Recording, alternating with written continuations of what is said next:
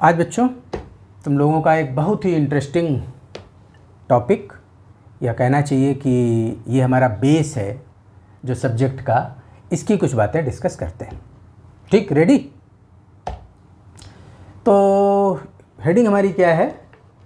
Know your subject. तो आपको अपने सब्जेक्ट समझने हैं, क्योंकि आप कॉमर्स स्ट्रीम के हो और कॉमर्स स्ट्रीम के जो सब्जेक्ट्स हैं वो तो हमारे आसपास सब दिखाई पड़ते हैं। अरे हमारी सारी एक्टिविटीज़ में वो एक सब्जेक्ट छुपे हुए होते हैं, है ना। जैसे आज के टाइम की ही बात करो, क्यों बताओ सही सही, आज के टाइम की सबसे बड़ी क्या प्रॉब्लम है? घर बैठे इकोनॉमिक प्रॉब्लम है। इकोनॉमिक प्रॉब्लम वो तो सेकेंडरी है, लेकिन उससे भी बड़ी समस्या क्या है? Corona, right. सो प्रॉब्लम ये क्यों है? वो केवल इसलिए है, दो चीज़ें, क्योंकि हमारे पास जो अवेलेबल रिसोर्सेज हैं, यानी उस प्रॉब्लम को दूर करने की हमारे पास जो मीन्स हैं वो सफिशिएंट नहीं है, क्योंकि हमारे पास उसकी कोई वैक्सीन नहीं है, हमारे पास उसकी मेडिसिन नहीं है। तो हमारे जो अवेलेबल रिसोर्सेज हैं वो उस प्रॉब्लम को दूर नहीं कर सकते, या जो हमारी रिक्वायर्ड रिसोर्सेज हैं उसके बराबर हमारे अवेलेबल रिसोर्सेज नहीं है। ठीक, तो प्रॉब्लम हुई। तो आप इस बेस, हमारा हर एक चीज़ में क्या होता है, सब कोई भी सब्जेक्ट है, कोई भी डिसिप्लिन है, हर एक चीज़ में ही हमारा बेस ही होता है। हम सबसे पहले कुछ प्रॉब्लम फील करते हैं और फिर उस प्रॉब्लम का हम सल्यूशन ढूंढते हैं, और फिर उन सल्यूशंस को जब मेज़र करते हैं कि आखिर जो हमने सल्यूशंस उसके निकाले वो सल्यूशंस का रिज़ल्ट क्या आया। कि जैसे अभी बच्चों ने एग्ज़ाम दिए, बहुत से टेस्ट उनके नहीं हुए, अब रिज़ल्ट आने वाला है तो घबरा रहे हैं, है ना। तो वो नहीं होना चाहिए। खैर, हम लोग इस अपने टॉपिक में रहते हैं। तो सबसे पहले क्या होती है? हमारी प्रॉब्लम्स, और इन प्रॉब्लम्स के लिए तो कहीं पे भी कोई प्रॉब्लम है तो एक जो प्रूडेंट पर्सन है, एक जो सही दिमाग का कोई है, वो क्या देखता है उसमें? सबसे पहले एनालिसिस में क्या देखता है कि उसका रूट काज क्या है, आखिर ये हमें प्रॉब्लम क्यों हो रही है। तो ये हमारा इस पे एनालिसिस चलता है।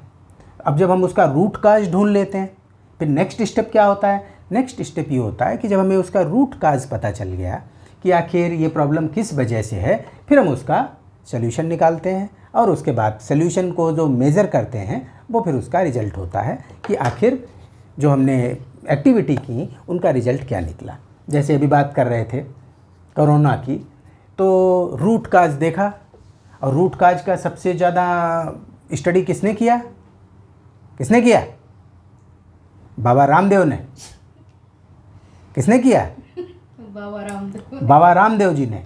और उन्होंने जब देखा कि रूट काज इसका क्या है कि हमारा इम्यूनिटी सिस्टम अगर स्ट्रांग हो, है ना, तो ये कोरोना है, कोई तरीके की कोई भी फ्लू हम पे असर नहीं कर सकते। तो उन्होंने देखा कि इसके ऊपर क्या चीज़ें हो सकती हैं, यानी उस रूट काज को उन्होंने पहले पहचाना कि रूट काज क्या, कि shortage of immunity power in our body, है ना। तो उस रूट काज को, जो हमारी प्रॉब्लम का मेन रीज़न है, उसको दूर करने के लिए उन्होंने फिर रिसर्च कराई अपनी लेबोरेटरी में, उसके सल्यूशंस ढूंढे कि कहाँ से इसकी हेल्प हो सकती है, कैसे इसको हम ठीक कर सकते हैं, है ना। तो उन्होंने देखा कि इसमें गिलोय, अश्वगंधा, है ना, तो ये दो तीन जो हमारी आयुर्वेदिक चीज़ें हैं वो इसमें बड़ी हेल्पफुल हैं। किस में? इस रूट काज को ठीक करने में। रूट काज क्या? इम्यूनिटी। हमारी इम्यूनिटी को स्ट्रांग करने में ये बहुत हेल्प करेगा। तो उन्होंने ये सल्यूशन ढूंढा, ठीक। लेकिन उसके बाद उनके पीछे, बाबा जी के पीछे बहुत सारे लोग पड़ गए, उनकी खींचातानी करने लगे कि ये कैसे बता रहे हो, इसको कोरोनिल क्यों कह रहे हो, ये सारी बातें क्यों कह रहे हो। तो खैर बाबा जी अपना डटे रहे और बाबा जी की जीत हुई, ठीक है। तो अब उसके रिज़ल्ट आने हैं। अब क्या आना है? रिज़ल्ट आना है। रिज़ल्ट मेजरेबल टर्म्स में होगा। मेजरेबल टर्म्स क्या? कि भाई कितने पेशेंट्स ने ये वाली मेडिसिन खाई और उनकी क्या रिपोर्ट रही, कितने ठीक हुए, कितने नहीं ठीक हुए। तो ये सारी चीज़ें लास्ट में रिजल्ट आएगा इन मेजरेबल टर्म्स। इनमें फिर हवा वाली बातें नहीं चलेंगी कि जिसको दवाई दी वो ठीक हो गया। अरे किसको दवाई दी भाई, बताओ तो उनको। तो ये सारी चीज़ें हमारे रिज़ल्ट में प्रॉपर मेज़र की जाती हैं, उनकी रिपोर्टिंग होती है, उसके बेस पे एनालिसिस होता है। एनालिसिस क्या होता है? एनालिसिस ये देखा जाएगा कि जो हमारा रिज़ल्ट आया है ना, कि जो रिज़ल्ट है वो हमारी प्रॉब्लम्स को दूर करने के लिए सफिशिएंट है कि नहीं है, कि अभी हमें उसमें कुछ और करना है, यानी यहाँ पे एक्टिविटीज़ कुछ और बढ़ानी है। यही प्रोसेस चल रहा है और इवन इस प्रेजेंट डिजीज़ के लिए पूरे वर्ल्ड में यही चल रहा है। बताया जा रहा है 100 से ज़्यादा वैक्सीन्स के लिए लोग लगे हुए हैं। तो लोग लगे हुए कहाँ पे हैं? इस पार्ट पे लगे हुए हैं। प्रॉब्लम तो पता चल गई, प्रॉब्लम सब फेस कर रहे हैं, है ना। इसका रूट काज भी देख रहे हैं कि हाँ इसका रूट काज ये है, ये इसमें इस तरीके का इन्फेक्शन है, क्या चीज़ें हैं। लेकिन वो सॉल्व कैसे किया जाए और उसके अच्छे रिजल्ट्स आएँ, वो प्रोसेस यहाँ पे।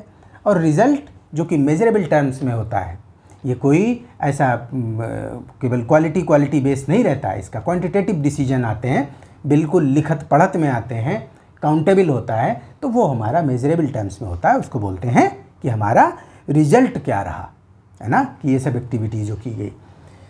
तो इसी तरीके की चीज़ें होती हैं हमारे सब्जेक्ट में भी। तो जैसे हमारी कॉमर्स का पहला सब्जेक्ट क्या है? इकोनॉमिक्स। इकोनॉमिक्स में ही हम प्रॉब्लम्स की स्टडी करते हैं।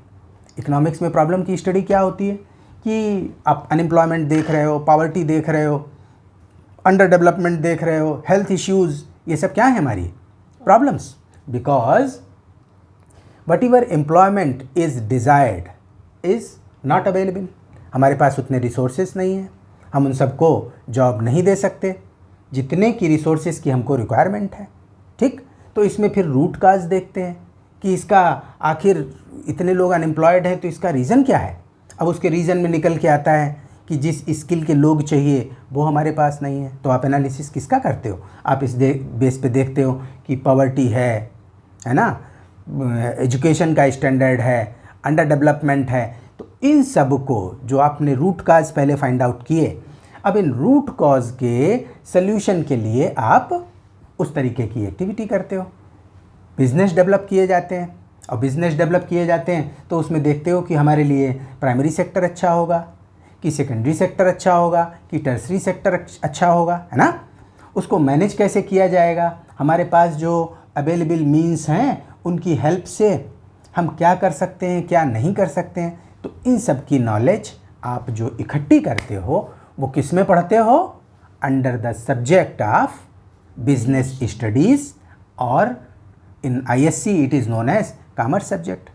तो पहले आपने इकोनॉमिक्स में आपको क्या मिला? इकोनॉमिक्स में आपने देखा कि हमारे प्रॉब्लम्स कहाँ है और उन प्रॉब्लम्स का रूट काज क्या है, और इसका सल्यूशन फिर कहाँ ढूंढते हो आप? With the help of knowledge of business studies, with the knowledge of commerce, है ना, जो एक सब्जेक्ट के फॉर्म में है।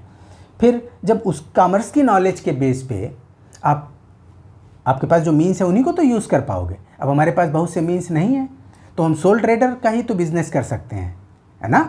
हम पार्टनरशिप में कोई हमारा पार्टनर बनने के लिए तैयार नहीं है तो हम पार्टनरशिप बिज़नेस कहाँ से कर सकते हैं? जॉइंट स्टॉक कंपनी के लिए हमें बहुत सारे रिसोर्सेज चाहिए, तो हम अपने अवेलेबल मीन्स के बेसिस पे जो कर सकते हैं वो उसकी स्टडी किस में कराई जाती है? उसकी स्टडी आप बिज़नेस स्टडीज़ में करते हो कि कोई बिज़नेस कैसे मैनेज होना चाहिए। अब बिज़नेस को मैनेज करने की बात आई तो मैनेजमेंट के प्रिंसिपल्स क्या हैं, मैनेजमेंट के फंक्शंस क्या हैं, है ना, मैनेजमेंट की इंपॉर्टेंस क्या है। तो ये सब कुछ आप कहाँ स्टडी करते हो? बिज़नेस स्टडीज़ में। तो पहला सब्जेक्ट इकोनॉमिक्स, दूसरा बिज़नेस स्टडीज़। अब जब बिज़नेस स्टडीज़ सब्जेक्ट की अच्छी नॉलेज लेते हुए आपने कोई बिज़नेस इस्टेब्लिश किया, कोई प्रोफेशनल फर्म बनाई, अगर आप प्रोफेशनली क्वालिफाइड हैं, कोई आपने बिजनेस के लिए सपोर्ट करने वाली एड्स टू ट्रेड में कुछ आपने किया, कुछ इंफ्रास्ट्रक्चर फैसिलिटी देने लगे, कुछ सपोर्टिव सर्विसेज देने लगे, तो आखिर इन सबको मेज़र किया जाएगा। और मेज़र किस टर्म में होंगे? मॉनेटरी टर्म में मेजरेबल, कि आपको प्रॉफिट हुए कितने हुए, कितनी कैपिटल लगी हुई है, उस पर कितना आपने कमाया। तो इन सब की रिपोर्टिंग और इन सब का एनालिसिस। तो ये सब आप किस सब्जेक्ट में पढ़ते हो? Accountancy. Yes, obviously it is in accountancy. तो अकाउंटेंसी कब होगी? जब ये बिजनेस वाला पार्ट डेवलप होके बढ़ेगा, तभी अकाउंटेंसी को क्या बोलते हैं? It is a language of business.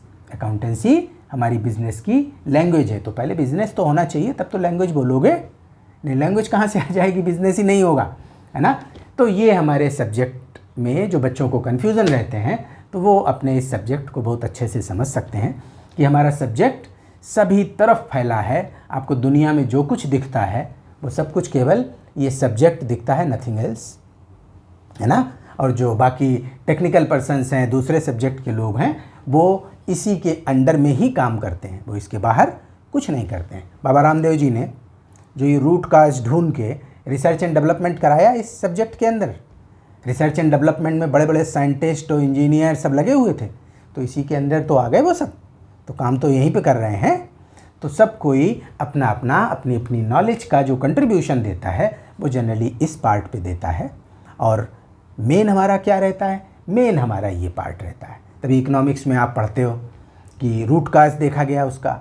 अब बहुत सी एक्टिविटीज़ का है जो हमारी इकोनॉमिक एक्टिविटीज़ हैं कि what to produce, how to produce, for whom to produce. तो ये सब सारी चीज़ें हमारी प्रॉब्लम के रूट काज को स्टडी करने के बाद, रूट काज को फाइंड आउट करने के बाद ही उन सब का स्टडी करते हो। अब जैसे इकोनॉमिक सब्जेक्ट में तुम्हारे पास स्टैटिस्टिक्स है ना। तो स्टैटिस्टिक्स का क्या रोल रहता है? स्टैटिस्टिक्स जो हमारी ये सारी डिटेल्स हैं, जो आपने इकोनॉमिक्स को स्टडी किया, हमारे अवेलेबल रिसोर्सेज देखे, रिक्वायर्ड रिसोर्सेज देखे, उनका आउटकम देखा कि इसकी शॉर्टेज की वजह से क्या प्रॉब्लम हो रही है, कितनी पॉवर्टी फैली हुई है, कितना ज़्यादा अनएम्प्लॉयमेंट है, कितने में कितने एजुकेटेड हैं, है ना, कितने लोगों के ये हेल्थ इश्यूज़ हैं। ये सब की इन्फॉर्मेशन को प्रेजेंटेबल बनाने के लिए स्टैटिस्टिक्स का यूज़ होता है ना। तो स्टैटिस्टिक्स तो मैथमेटिक्स की एक ब्रांच बताई जाती है। तो लेकिन वो करता क्या है? वो हमारी ये सब जो हमारा स्टडी हुआ, ये जो प्रॉब्लम्स को आप किसी के सामने प्रेजेंट कर रहे हो, तो एक प्रेजेंटेबल फॉर्म में जो इन्फॉर्मेशन दी जाती है, that information is given under the subject matter of statistics. और तभी स्टैटिस्टिक्स को आप इकोनॉमिक्स के अंडर में कवर करते हो। तो ये आपकी तीनों चीज़ें हैं, और उसमें अब हम लिख देते हैं कि ये तीनों सब्जेक्ट्स आप किस तरीके से चलेंगे और इनको कैसे स्टडी करेंगे। तो आप अपने दिमाग में बराबर रखिए कि ये जो पार्ट है प्रॉब्लम का, ये आपका इकोनॉमिक्स का एरिया है। किस सब्जेक्ट का एरिया है? इकोनॉमिक्स का। सेकंड, ये बिजनेस स्टडीज़ का एरिया है, यहाँ आप बिजनेस स्टडीज़ करते हो। और थर्ड में आप अकाउंटेंसी करते हो, है ना। तो ये चीज़ें हैं हमारे इस पूरे सब्जेक्ट की। तो हम समझते हैं कि इसके बेसिस पे आप कोई भी बात का एनालिसिस कर सकते हो, उसको समझ सकते हो। लेकिन बहुत से लोग मेन रूट काज उसका ढूंढा करते हैं, रूट काज ढूंढने के बाद भी एक्शन प्लान पे नहीं आते। और इसी में बाबा रामदेव जी सबसे आगे हैं। उन्होंने रूट काज ढूंढा, है ना, और उसके बाद तुरंत उसका इम्प्लीमेंटेशन। जो जितना फास्ट होगा उसको उतने ज़्यादा बेनिफिट्स मिलेंगे। तभी कॉमर्स में बोला जाता है, बिजनेस के केस में, फर्स्ट मूवर एडवांटेज। तो जो कोई पहले मूव करेगा उसको एडवांटेज मिलेगा। अब बाबा जी कोरोना ले आए, अब देखो अब सब कोरोना भागेगा। तो जब भागेगा तब उसकी रिपोर्टिंग किस में होगी? अकाउंटेंसी के फॉर्म में, कि आखिर जो मेजरेबल टर्म्स कैसे आए। ठीक इसी तरीके से बिजनेस के केस में क्या होता है, जो आपका इस्टेब्लिश्ड बिजनेस है उसमें अकाउंटेंसी का रोल क्या रहता है? वो हर एक ट्रांजैक्शन को रिकॉर्ड करता है, फाइनली आपको प्रॉफिट लॉस वर्कआउट करके देता है। अब उस प्रॉफिट लॉस के बेसिस पे, वहाँ से जो हमारा आउटकम आया उसके बेसिस पे ही हम आगे उन चीज़ों को रिपीट करते हैं और देखते हैं कि whether this result is solving your problems or not. If it is helpful to solve your problems, you will continue this business. If it is not able to solve your problem, then you will certainly discontinue this business, है ना। कोई business losses पे थोड़ी चलाएगा, कहेगा पहले ही से हमारे पास ये स्केर्सिटी थी, रिसोर्सेज की कमी थी, और 10 लाख रुपए बिजनेस में लगा के वो भी डुबा दिए। अब फर्दर तो डुबाना नहीं है, इसलिए इसको बंद करिए, है ना।